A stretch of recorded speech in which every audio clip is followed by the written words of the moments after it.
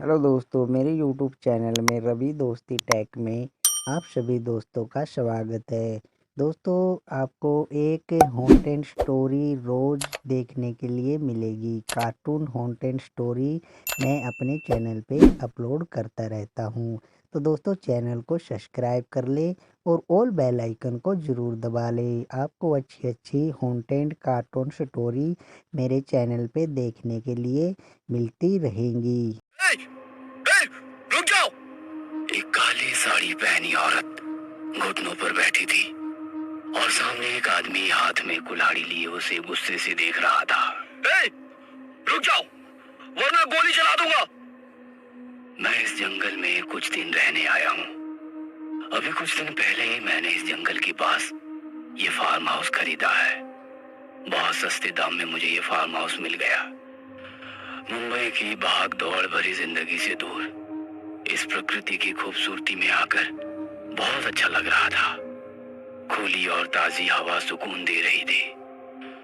मैं, मेरी बीवी और मेरा 7 साल का बच्चा, हम तीनों यहाँ आए थे। इस फार्म हाउस के पीछे एक बड़ा घना जंगल है।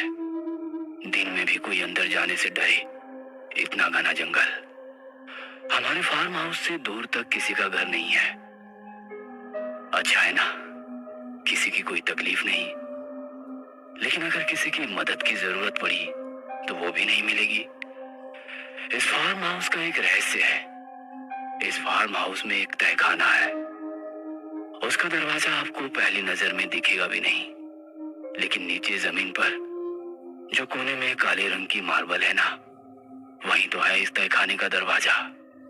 नीचे जाने के लिए लकड़ी की सीढ़ियां हैं। एक आदमी आराम से खड़ा हो सके इतनी ऊंचाई है उसकी। वहां पुराने मालिक का कुछ सामान भी पड़ा था, जिसमें से एक कुल्हाड़ी थी। मेरी बेबी और बच्चे यहाँ आने के बाद बहुत खुश थे। मैं आज जंगल में शिकार के लिए निकला हूँ। अब शिकार सिर्फ शेर की ही करनी चाहिए, ऐसा थोड़ी ना है। जो सामने आएगा उसकी कर लेंगे। तो मैं अपने बंदूक लेकर उस घने जंगल में जा रहा था। दोपहर का वक्त था, फिर भी सूरज की किरणें जमीन पर पहुंच ही नहीं पा रही थी। इतना घना जंगल था।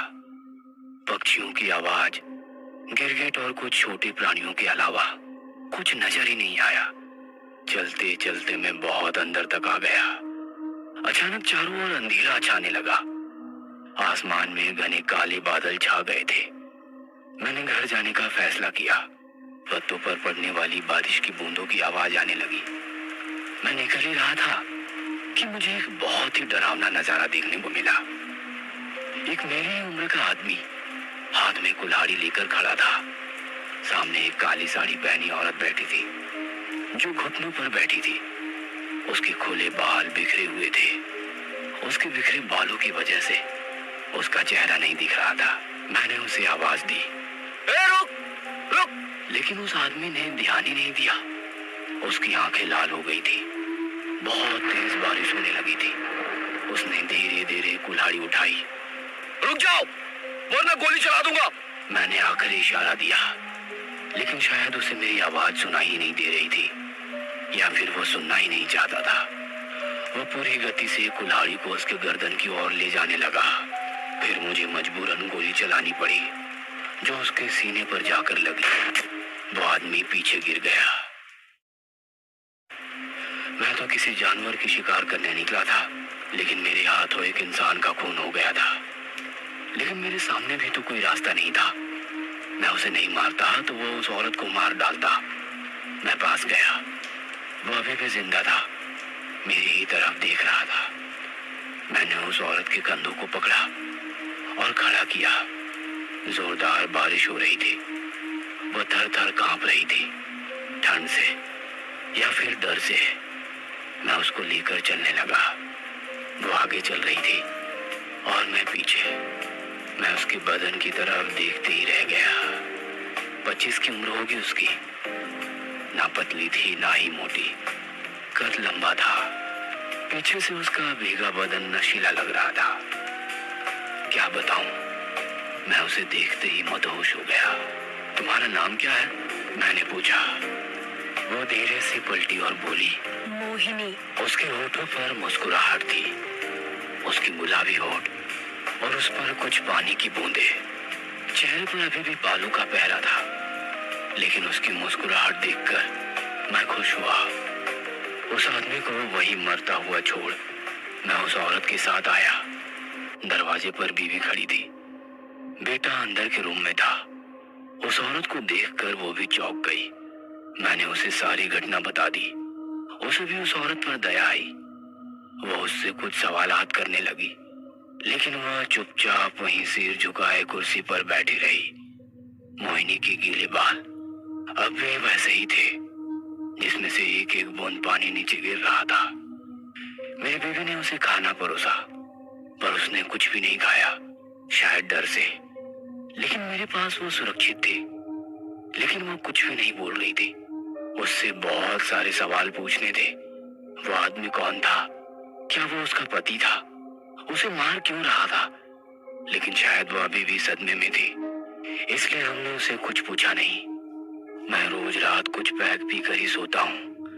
बीवी बच्चे के साथ अंदर बेडरूम में सोई थी। उस औरत का इंतजाम हमने पास वाले कमरे में किया था। मैं हॉल में बैठकर एक एक घूंट वाइन पी रहा था। बाहर बहुत तेज बारिश हो रही थी। मेरी नजरों के सामने बार बार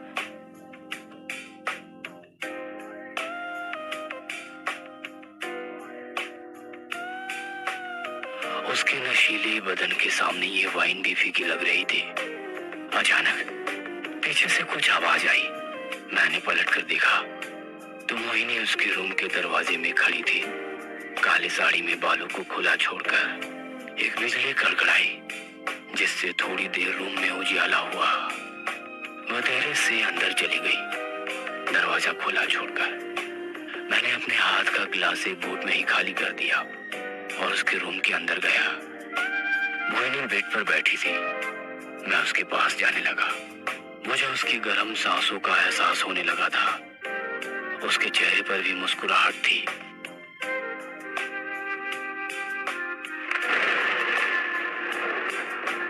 मैंने दरवाजे की तरफ देखा। मेरी बीवी वही खड़ी थी। उसकी आंखों में गुस्सा साफ साफ दिख रहा था। वह गुस्से से वहां से चली गई। मैं खुद को संभालते हुए उठा और उसके पीछे गया। रुक जाओ, मेरी बात तो सुनो। वह अंदर गई, हाथ में बैग और आधी नींद से उठे मेरे बच्चे को लेकर कार में बैठकर निकल गई। बाहर अभी भी बारिश हो रही थी।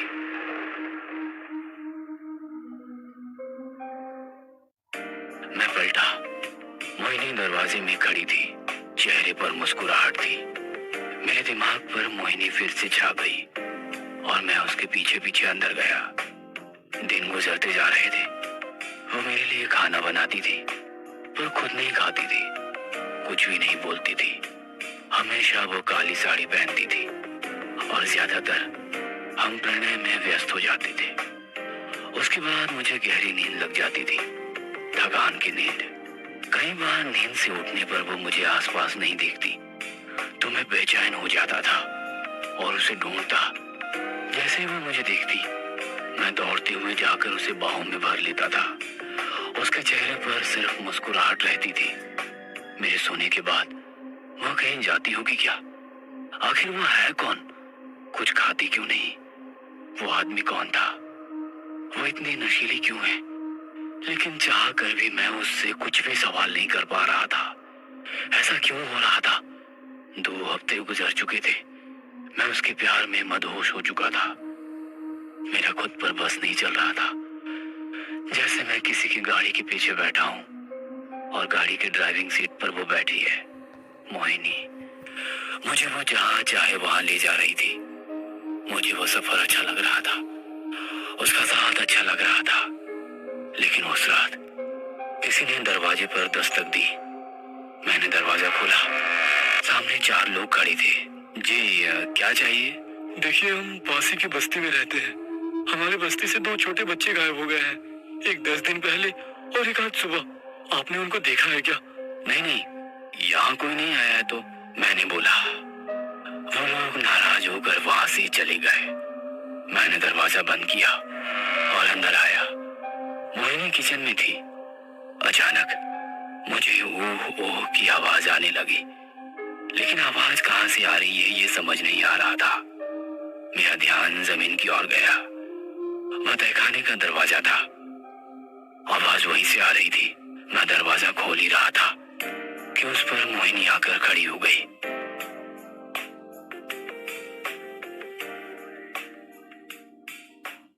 उस रात की प्रणय के बाद मुझे गहरी नींद लग गई, लेकिन पता नहीं कैसे मेरी नींद खुली।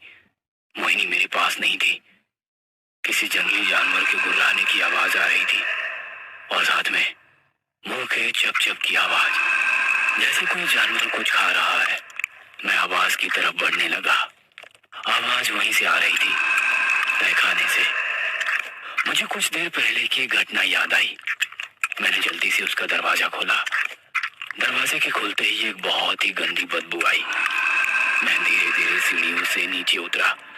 मैंने दरवाजे की तरफ देखा तो मेरी रूह कांप उठी। सामने मोहिनी बैठी थी। उसकी गोद में एक 4-5 साल का लड़का था। उसने पहले ही गर्दन को काट कर उसकी जान ले ली थी। वहां से बहुत सारा खून बह रहा था। वहीं पास में हड्डियों का ढांचा पड़ा था, जिसे अब भी कुछ जगह मांस चिपका हुआ था, जो अभी सड़ चुका था। उसने मेरी तरफ देखा। उसका चेहरा खून से भरा हुआ था। उसके दांत खून और मांस से लाल हो गए थे। उसके चेहरे पर अब भी मुस्कुराहट थी। मेरे मुंह से शब्द नहीं निकल रहे थे।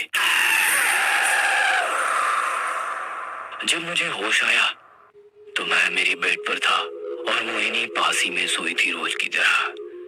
फिर मैंने जो रात को देखा, वो क्या सपना था या हकीकत, कुछ समझ नहीं आ रहा था। मैंने उसकी तरफ देखा। बहुत मासूम लग रही थी, लेकिन अचानक मुझे उसका खून से लथपथ चेहरा याद आया। मैं डर से उठ खड़ा हुआ। मैं बाहर आया। क्या हकीकत क्या सपना, कुछ समझ नहीं आ रहा था। फिर मेरी नजर उस तहखाने के दरवाजे पर गई।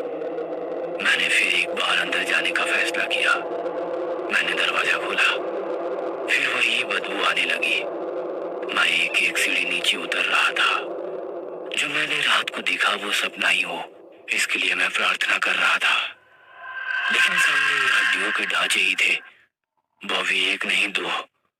उस दूसरे बच्चे को भी खाकर मोहिनी ने हड्डियों का ढांचा बना दिया था। मैं पलटा। कुछ इंच की दूरी पर मोहिनी खड़ी थी और चेहरे पर वही मुस्कुराहट थी। मैं डर कर 2 कदम पीछे हटा। उसकी वो मुस्कुराहट डरावनी लग रही थी। मुझे उससे घिन आ रही थी। कौन है तू? बच्चे खाने वाली चुड़ैल या फिर डायन? मैं चिल्ला चिल्ला कर उससे पूछ रहा था, लेकिन उसके चेहरे पर कोई भाव नहीं थे। चेहरे की मुस्कुराहट वैसे ही रखते हुए वो बोली, मोहिनी। मुझे बहुत गुस्सा आ गया। उसके हुस्न का नशा अब उतर चुका था। मैंने इधर उधर देखा। पास ही में एक कुल्हाड़ी पड़ी थी। मैंने वो उठाई। उसके लंबे घने बालों को पकड़कर खींचते हुए जंगल के अंदर ले जाने लगा। मैं उसे जंगल के बहुत अंदर ले गया। वो मेरे सामने घुटनों पर बैठ गई। उसके बाल बिखर कर चेहरे पर आ गए थे। अचानक चारों ओर अंधेरा छाने लगा। आसमान में काले बादल जमा हुए। पेड़ों के पत्तों पर बारिश की बूंदें पड़ने की आवाज आने लगी और जोरों की बारिश शुरू हुई। लेकिन मुझे किसी चीज का होश नहीं था। बस अब हाथ में जो कुल्हाड़ी थी, उससे उस नरभक्षक औरत का सर धड़ से अलग करना था। रुक रुक! मेरे कानों पर शब्द पड़े, लेकिन मैंने उधर ध्यान नहीं दिया। मैं गुस्से से उसे देख रहा था। मुझे उसकी जान लेनी थी। छोटे बच्चों को खाने वाली उस औरत को जीने का हक नहीं था। बारिश और तेजी से होने लगी।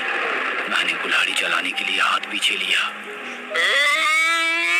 रुक, नहीं तो गोली चला दूंगा। फिर कुछ शब्द मेरे कानों पर पड़े। मैंने आवाज को नजरअंदाज कर कुल्हाड़ी तेजी से उसकी गर्दन की ओर लाई, लेकिन अचानक एक गोली आकर मेरे सीने को लगी और मैं पीछे की तरफ गिर पड़ा। कोई मुझे पास आकर देख रहा था। फिर उसने मोहिनी को कंधे से पकड़कर उठाया। वो आगे चल रही थी और मैं उसके पीछे। मैं उसे उस औरत के बारे में आगाह करना चाह रहा था, लेकिन मेरे मुंह से शब्द ही नहीं निकल रहे थे। उसका भी पूरा ध्यान उसके भीगे बदन पर था। उसे अब नया शिकार मिल गया था। क्या नाम है तुम्हारा? उसने पूछा। उसने पलट कर देखा। उसकी नजर मुझ पर थी। चेहरे पर वही मुस्कुराहट थी। उस बेचारे को लग रहा था कि वो उसे देखकर मुस्कुरा रही है, बिल्कुल जैसे मुझे लगा था उस दिन।